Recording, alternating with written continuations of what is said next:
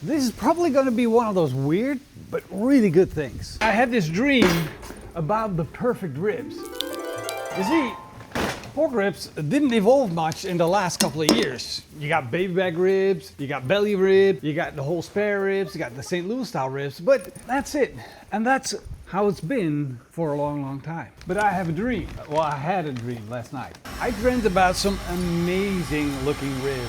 Not just good ribs or really tasty ribs, but something that is next level. Of course, in dreams, things always look better than you think they are, but man, these ribs, they looked really good. So this morning I called up my butcher Gert-Jan van der Harst and I asked him if he could help me out cutting out those amazing ribs. Of course he said yes. I dropped in and we started working on cutting out the ribs. He had these two beautiful slabs of belly with the ribs, the belly and the skin on. So he cut the excess meat off so we would only have the bones left. And then we went to the saw, cut the ribs in half and removed most of the cartilage. And these are exactly the ribs that I dreamt of. And I think they're going to be amazing, but there are a lot of steps that still go in to make them amazing, because now we just have the raw meat. But we're well on the way to make the most amazing ribs ever. I got the monolith oven guard fired up and I'm going to put in the heat deflectors and the grill grates, and I'm just going to let that come up to temperature. I'm going to close the lid and make sure I damp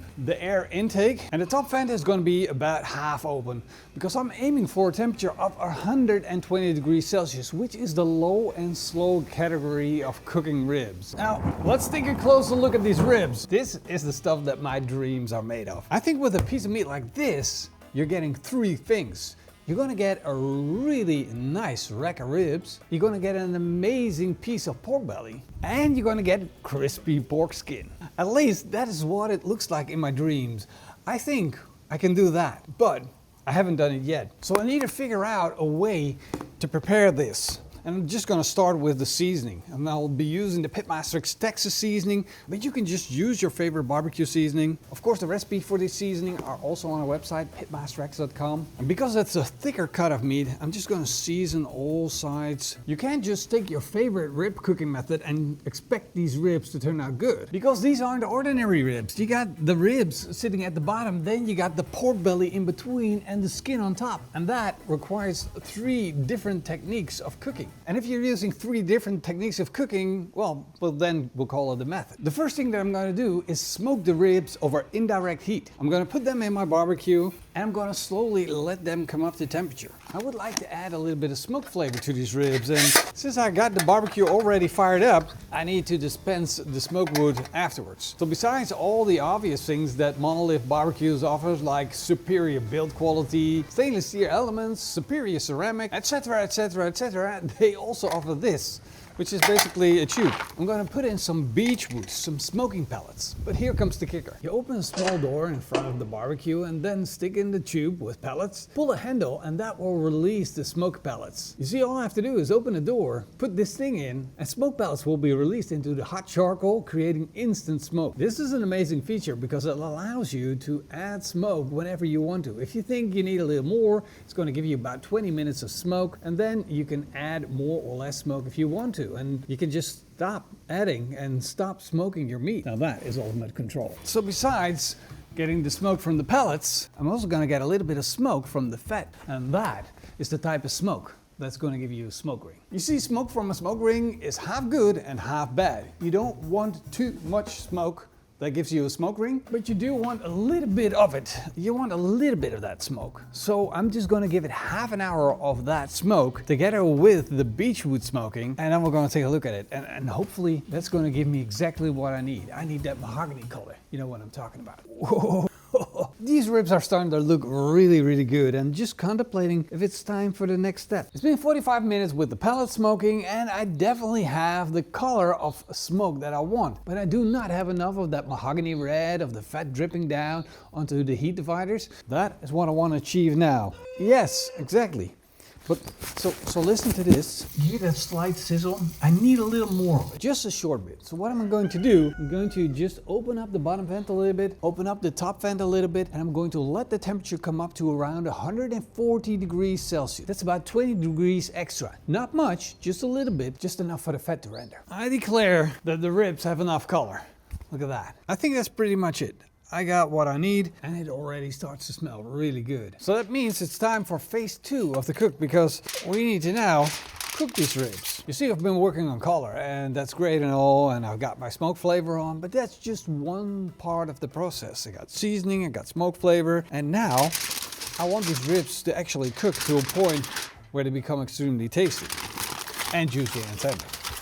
So therefore, I'm going to use a method that I would normally use to make pork belly extremely tender and get that skin crispy. So it's what the aluminum foil is for, and I'm basically building an aluminum foil boat. At the same time, it keeps the skin exposed and makes sure that it dries out so that later on we can get it nice and crispy. I raised up the grill grates to make sure that there's enough distance between the pork and the heat coming from below, so you get a more even spread out heat. At the same time, I'm going to stick in a wireless thermometer from Temp to make sure I keep my eye on the temperature and I know what's going on at all times. Now it's time to close the lid, and I'm going to let the temperature raise up a little further, because I now need to cook things, and there's plenty of the moisture and juice when the fat renders down inside that pork belly.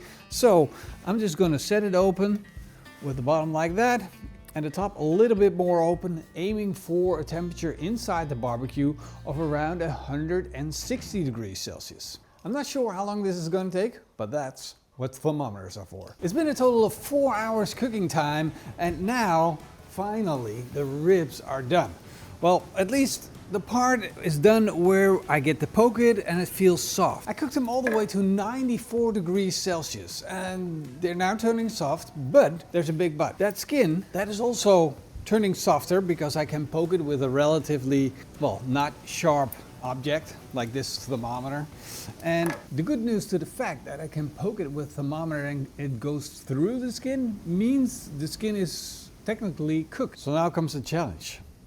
The challenge of the crispy skin. Of course, I could just turn up the heat and hope that the skin will crispen up like you do in an oven. But there is a little bit of a potential problem with that, and that is burning fat. Because in this cut there is pork belly, and that means there's a lot of fat that can render down and turn into a big grease ball, turning it into a complete fireball, which is not ideal. So I came up with something that might be able to save us in this process, and that is a plancha. And this cast iron plancha is going to catch all of the grease, and I can turn it up as hot as I want without, well, not as hot as I want, but I can reasonably turn it to a reasonably hot surface that will not cause a fireball on my beautiful ribs. So I'm going to take the ribs off first, then remove the grill grates and the heat deflectors, and then put in the cast iron plancha. So the plan is to just take these beautiful ribs, open them up. There's a little bit of fat in the aluminum foil, which I'm going to drizzle onto the plancha, and then put the ribs with the skin side on the plancha. The idea behind that is that I'm going to let it slowly come up to temperature, crispening up that skin while it's cooking, making it super crispy. The skin is now crispy, so I'm taking it off, and I'm going to give it a little time to rest. It's a little on the dark side for my liking, but that's just the optics, because it's also really crunchy. I'm going to do the other rack of ribs. And of course this has already been resting, so not to worry about the resting procedure here. So while the other pork belly is crispening up, what else to do than slice into this and take a look on the inside. See if you can find a single rib here. You can slice into this. Uh-oh, that skin is super soft. Just look at how juicy that is. That is extremely juicy and tender. But I do want a full bite. This is what I dreamt of. That is so juicy. I got the bone. There's a lot of stuff that goes into making these actual ribs. And of course, thanks to the monolith, that we can make it happen. First I needed a low and slow smoke, and then I needed the meat to come up to temperature but still be protected. And finally I needed the tools to crispen up that skin. And I think we did a good job, but let's bite into it and see what the end result is. Oh my, extremely crispy. Wow. On the inside it's nice and yellow and crisp. On the outside it has a little bit too much smoke color in my opinion. Crisping it up with the cast iron really made it even more darker. But that's just looks. It is still a nice and crispy skin. Then we have the other rack. Look at that. Wow, that is insane. I really already have some thoughts on how to develop this even further, because this is not the last time I'm making this. And I have some ideas on how to get that skin lighter. I really want to protect it when I smoke it. I do want to smoke the meat a little bit more, but I need to smoke the skin a little less. I hope you guys enjoyed this experiment, and if you have any suggestions on what method I should use to make these the perfect pork rib. And of course, a big thanks to our sponsor, Monolith, and helps us to do these little experiments so that we can learn and develop our techniques.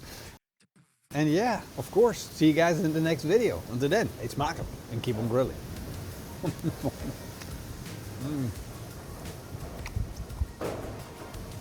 That's just ridiculously good.